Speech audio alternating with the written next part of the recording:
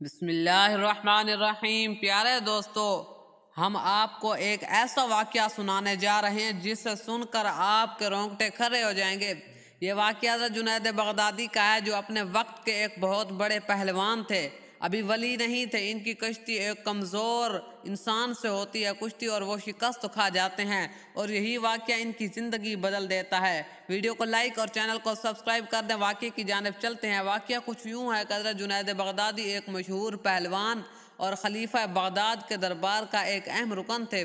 ان کی طاقت، قد و قامت اور فن پہلوانی کی دھاک پورے سلطنت میں تھی۔ بڑے بڑے پہلوان ان کے نام سے کانپتے تھے۔ دربار میں ان کا ایک خاص مقام تھا اور خلیفے کے دائیں جانب بیٹھتے تھے۔ ایک دن دربار میں اطلاع آئی کہ ایک کمزور شخص دروازے پر کھڑا ہے، جو مسلسل یہ کہہ رہا ہے کہ مجھے جنید سے کشتی لڑنی ہے۔ اس کی حالت دیکھ کر سب لوگ حیران رہ گئے۔ وہ کمزور، کپڑے بوسیدہ، مگر چہرے پر ایک خاص نورانی نور اور اعتماد تھا۔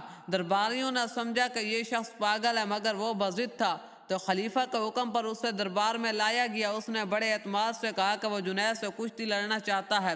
درباریوں نے مذاق اڑایا، مگر اس کے الفاظ اور انداز سے یہ ظاہر ہوتا تھا کہ وہ عام انسان نہیں بلکہ کوئی باکمال شخصیت ہے۔ بہت بحث کے بعد طے ہوا کہ مقابلہ ہوگا۔ اب پورے بغداد میں یہ خبر پھیل گئی کہ سب حیران تھے کہ ایک کمزور فقیر کیسے جنید سے ایک پہلوان سے مقابلہ کرے گا۔ تو وہ سوچنے لگے، وہ یہ بھی سوچتے تھے کہ اس نے کیسے جنید کو یہ چیلنج کر دیا۔ تو دن گزرتے گئے، مقابلے کا دن بھی آ پہنچا۔ میدان لوگوں سے بھر گیا، ہر طرف شور تھا۔ جنید کے حامیوں کا خیال تھا کہ وہ فقیر اب نہیں آئے گا، وہ سب کو دھوکہ دے چکا ہے۔ لیکن عین وقت پر وہ فقیر نمودار ہوا، نحیف اور نزار، پسینے میں شرابور، مگر چہرے پر ایک خاص وقار اور روشنی۔ لوگ حیرت زدہ تھے کہ یہ شخص جنید سے کیسے لڑے گا۔ جیسے ہی مقابلے کا وقت آیا، جنید میدان میں اترے۔ فقیر نے قریب آ کر آہستہ سے کہا، جنید، میں پہلوان نہیں، ایک مجبور سادات ہوں۔ میرے گھر میں فاقے ہیں، میرے بچوں کے پاس پہننے کو کپڑے نہیں۔ میں تمہارے دل میں رسول پاک صلی اللہ علیہ وسلم کی محبت کو دیکھ کر یہاں آیا ہوں۔ مجھے یقین ہے تم میری عزت رکھو گے۔ یہ سن کر جنید کا دل لرز گیا، آنکھوں میں آنسو آ گئے۔ انہوں نے کہا کہ اے ایمان کی سرزمین کے تاج، میری عزت اور شہرت اگر تمہارے قدموں کی خاک ہو جائے تو بھی کیا غم۔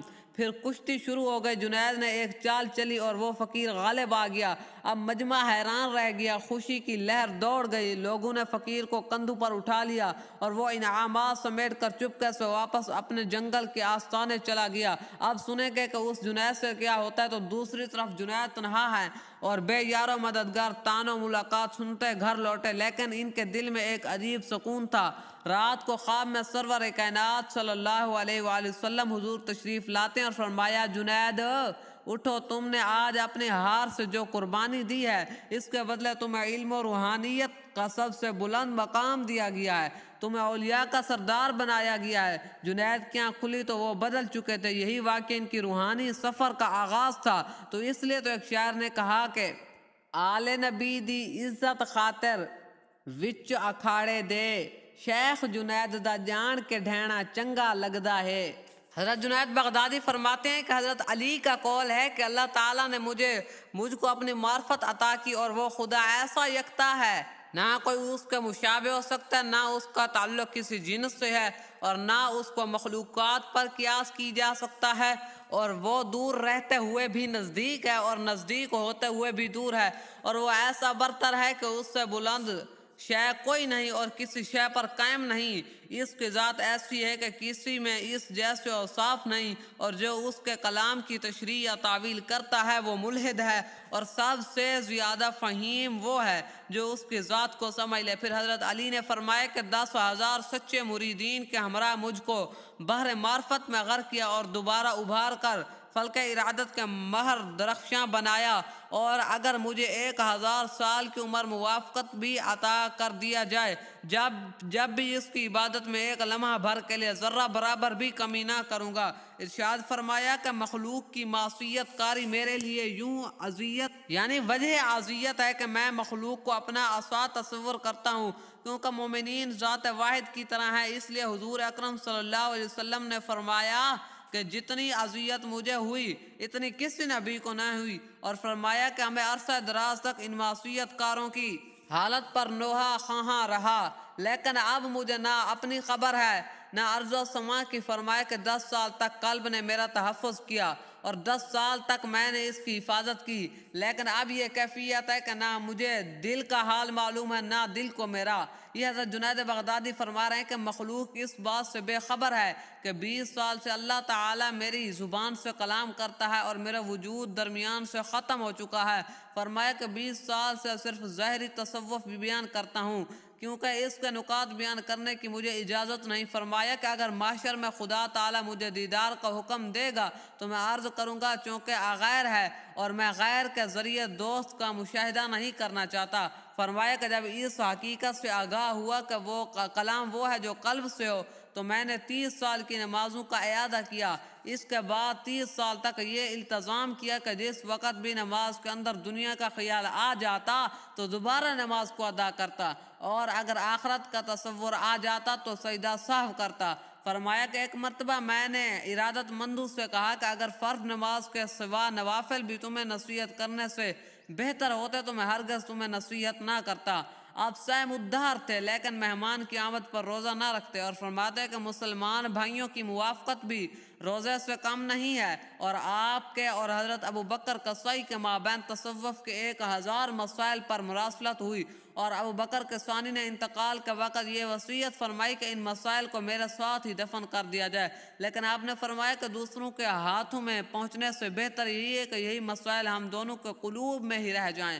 بلندی مراتب کے بعد سری سختی آپ کے مرشد نے آپ کو واز گوئی کا مشورہ دیا تو آپ نے عرض کیا کہ آپ کی حیات میں واز گوئی مجھے اچھی نہیں معلوم ہوتی، کیونکہ آپ میرے مرشد ہیں اور مرشد کے ہوتے ہوئے مرید کو کیا اجازت۔ لیکن اس شب حضور اکرم صلی اللہ علیہ وآلہ وسلم کو خواب میں دیکھا کہ آپ بھی واز گوئی کا حکم دے رہے ہیں، اور جس وقت سری سے خواب بیان کیا یعنی اپنے مرشد سے بیان کرنے کا قصد کیا تو آپ نے خواب سننے سے قبل ہی فرمایا کہ اب بھی تمہارا یہ خیال ہے کہ دوسرے لوگ تم سے واز گوئی کے لیے کہیں، آخر حضور کے فرمان کے بعد تمہیں کیا عذر باقی رہ جاتا ہے۔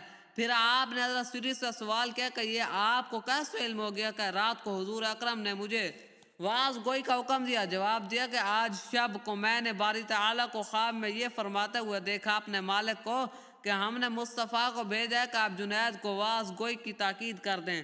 پھر جنید نے کہا کہ میں اس شرط پر واز کہہ سکتا ہوں کہ 40,000 افراد سے زیادہ کا مجمع نہ ہو۔ ایک مرتبہ دوران واز 40 افراد میں سے 22 پر غشت آری ہو گئی اور 18 کا انتقال ہو گیا۔ ایک مرتبہ واز گوئی کے دوران ایک آتش پرست مسلمان کے بھیس میں حاضر ہوا اور آپ سے عرض کیا کہ حضور کا صلی اللہ علیہ وسلم کا یہ فرمان ہے کہ مسلمان کی فراست سے بچتے رہو کیونکہ وہ خدا کے نور سے دیکھتا ہے۔ یہ قول سن کر آپ نے فرمایا کہ اس کا مقصد تو یہ ہے کہ تجھے مسلمان ہونا چاہیے۔ اس کرامت سے گرویدہ ہو کر وہ مسلمان ہو گیا۔ پھر کچھ عرصے کے لیے آپ نے یہ کہہ کر اپنی واز گوئی ترک کر دی کہ خود کو ہلاکت میں ڈالنا پسند نہیں کرتا۔ کچھ دنوں کے بعد پھر سلسلہ واز شروع کر دیا، اور جب مخلوق نے وجہ پوچھی تو فرمایا میں نے ایک حدیث میں یہ دیکھا کہ مخلوق سے بدترین فرد مخلوق کا کفیل بن کر واز گوئی کے ذریعے ہدایت کا راستہ دکھائے گا۔ چنانچہ میں نے خود کو بدترین مخلوق تصور کیا، اس لیے پھر واز گوئی شروع کر دی۔ پھر کسی نے سوال کیا کہ آپ کو یہ بلند مراتب کیسے ہوئے، عطا ہوئے، حاصل ہوئے؟ فرمایا کہ میں ایک ٹانگ سے 40 سال تک اپنے مرشد کے در پر کھڑا رہا ہوں، اور آپ نے فرمایا کرتے کہ ایک مرتبہ میرا قلب کہیں کھو گیا، اور جب میں نے مل جانے کی دعا کی تو حکم ہوا کہ ہم نے تمہارا قلب اس لیے لے لیا ہے کہ تم ہماری معیت میں رہو اور تم قلب کی واپسی اور دوسرے جانب راغب ہونے کے لیے چاہتے ہو۔ ایک مرتبہ حسین منصور حلاج غلبہ حال کی کیفیت میں حضرت عمرو بن عثمان سے دل برداشتہ ہو کر حضرت جنید کی خدمت میں پہنچے اور ان سے عرض کیا کہ میرے دل برداشتگی کا سبب یہ ہے کہ بندہ اپنی ہوشیاری و مستی کی وجہ سے ہمہ وقت صفات الہی میں فنا نہیں رہ سکتا۔ تو آپ نے فرمایا کہ تم نے ہوشیاری اور مستی کا مفہوم سمجھنے میں غلطی کی ہے۔ تو یہ حضرت جنید بغدادی کے واقعات ہیں، آپ کی کرامات ہیں، آپ کے ارشادات ہیں۔ یہ ہمارے پاس کتاب ہے تذکرۃ الاولیاء۔ اگر آپ چاہتے ہیں کہ مزید بھی آپ کی کرامات کا ذکر کیا جائے تو آپ نے کمنٹ میں بتانا ہے، اور ویڈیو کو اگر آخر تک دیکھا ہے تو ویڈیو کو لائک اور چینل کو سبسکرائب بھی ضرور کر دیں۔ جزاک اللہ، اللہ حافظ۔